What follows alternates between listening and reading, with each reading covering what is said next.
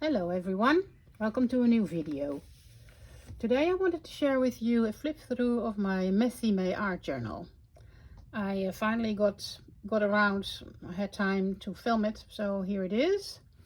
For the cover I used a signature from an art journal that I wasn't satisfied with, and I used it as a standalone journal instead of a signature.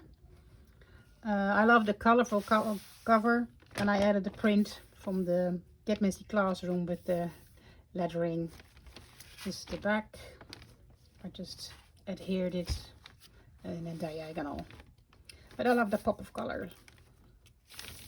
Okay, now the inside, and the first pages are a prologue, which was a tutorial by Kaylee Gray, and the prompt was introduce yourself to your journal. Now on the left page I have handmade washi tape on a vintage print of a advertisement, I think. I really like the bold colors. And on the right page I have a vintage photo of Amsterdam. This is the city I live. A passport photo of myself that I took just a week before that because I had to have a new passport. And this is an ink spray print of the inner city of Amsterdam. I'm enough, I'm confident, and I'm original. This on the left hand side, number 3, prompt 3, Enchanted by Vanessa Oliver Lloyd, and it said create from a place of whimsical magic. Now her magic was at that time the blossoms, cherry blossoms. I think she lives in Shanghai or something, and that's about the same time as they were blooming in Amsterdam. And so we made a jar, that's from her example, a jar where all the enchanted stuff is, the blossoms and the scent and the smell, they evaporate. And the blue here represents, the blue table represents the blue sky. I had a photo with pink blossoms and blue skies. And I like this, the idea of sequins and glitter on the page to make it more sparkle. On the right hand side, prompt 6, backgrounds with Barb Martin. It was about ink smooshing for a background in your art journal. Now we did some ink smooshing, indeed. And I added on top of it a tea bag. And I made a tag, and I added some collage bits, as well as here the blossoms from the other page.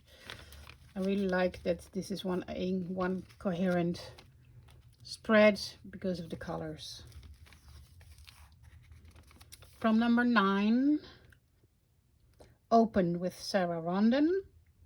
Create an interactive element that will open to add depth. Well, I must confess that her element was much more complicated than mine. Mine is a little more simplified, but I like it just the same. Let's see. Oh yeah, I could do it like this. Here you go. It's quite nice. I liked it. And I added a bit of collage as well to this page. Number 5, marks with Sean Petit. Marks and mark making can be just the start we need and a great way to get your feelings out. I remember with this class that we started with marks, and then you were looking at it, the marks, and then you elaborated on it. And I saw a sunset, so I made a sunset scenery, and my word for that day was happy. On the left, number 7, moments with Nicole Warrington. Record moments or sentences we witness in public spaces. So for a while I was noticing what people were saying. There was a death happening in the near family, and there were all kinds of emotions and words spoken, and I wrote a few down. On the right hand side, prompt number 4, blooming with Ramona Samuels. Practice a messy type of mixed media floral to use as a background or to border your pages, images, or anything else you can think of. Let the beauty of flowers inspire you with both loose lines and subtle colors.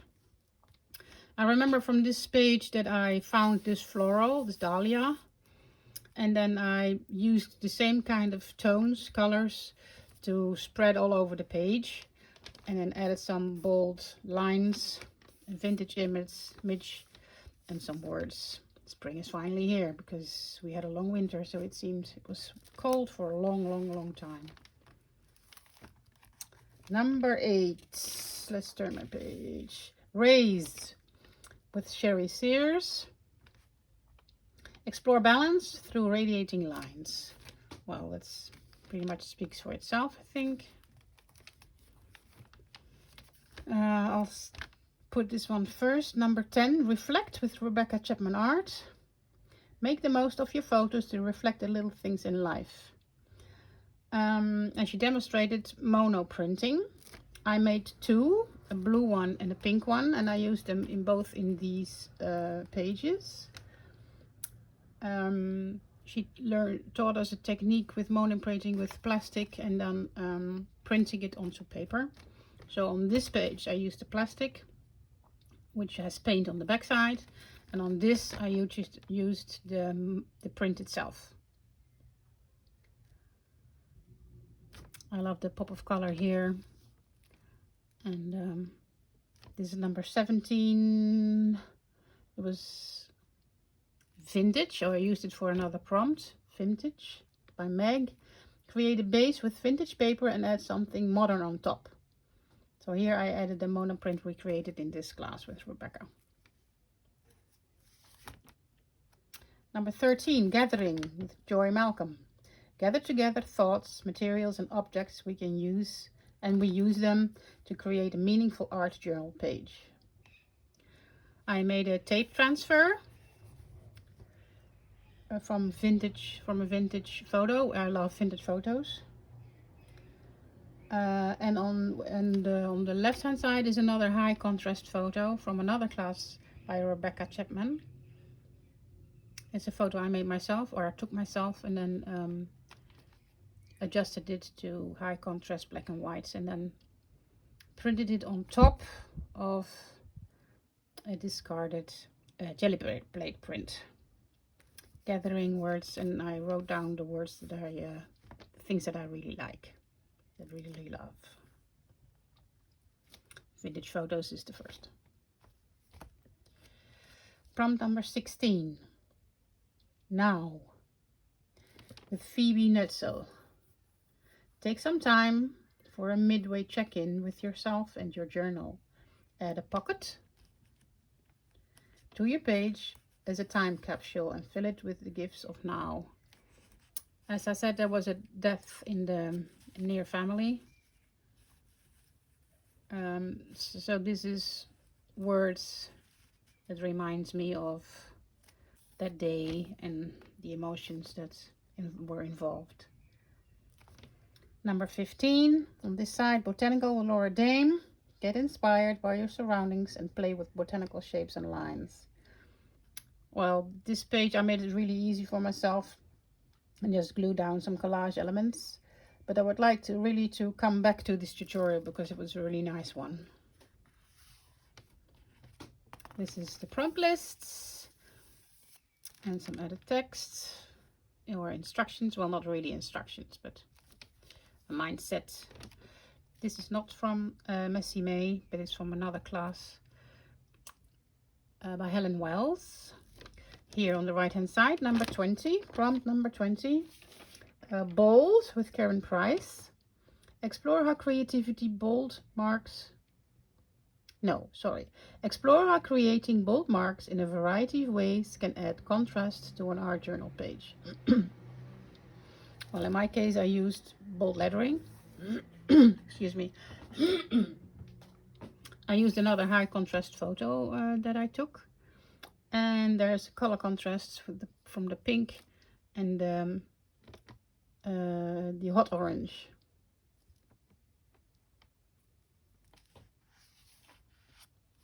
On the left hand side, prompt number 18, Serendipity. with Tracy Taylor. Serendipity, by definition, is the occurrence and developments of events by chance in a happy or beneficial way. Create a page by chance and see where serendipity leads you. She used the Get Messy Art book, focusing on the chapter of creating your own messy recipes from the 3 different categories: medium, colors, and techniques, noting down 6 items for each category and rolling the dice for each category. I ended up with not liking my page at all, and I tweaked it a little bit. I still don't like it that much, but it's okay. I made its color syncing a little bit with the opposite page, which has nothing to do with Messy May, but it was an illustration or a photograph in the magazine that I really liked and wanted to preserve. Number 29, Monoprint with Tanya Ahmed. Enter the wonderful world of gel printing and explore how it can create for your perfectionism. No, and explore how it can cure for your perfectionism. I used the monoprint I had anyway. I didn't have much time that day. I didn't like it that much, but somehow it's growing on me, and I'm starting to like it much more. On the right hand side page of a prompt number 19, Roots with Christina Keem. Explore your roots through journaling, color, and images. Where do you come from, and how does that serve you as a foundation for growth? On this page I made a slow drawing from one of Amy Miracle's classes, slow art classes, and I added bold lettering. The words are referring to things that are really important to me: family, yoga, Amsterdam, home. On the left hand side, number 26, Dreamy with Sasha Zine. Mix watercolor with acrylic paint to create a dreamy, hazy, painterly effect on the page. Yes, this was a really nice class. I enjoyed it very much, and I would like to do this somehow again. Yeah, I used an illustration I found in a magazine and some words that I heard at the funeral. This has nothing to do with Messy May, but I made it during the month of Messy May. No, I didn't. It's from June. I just made it to fill this journal up.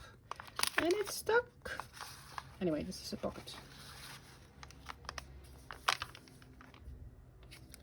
Number 22. Let's see, I lost my notes. No, here it is.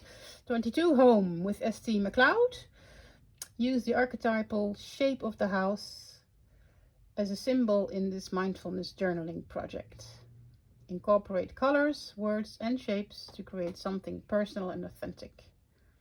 I used my own colors, but I used the same sentence as she did.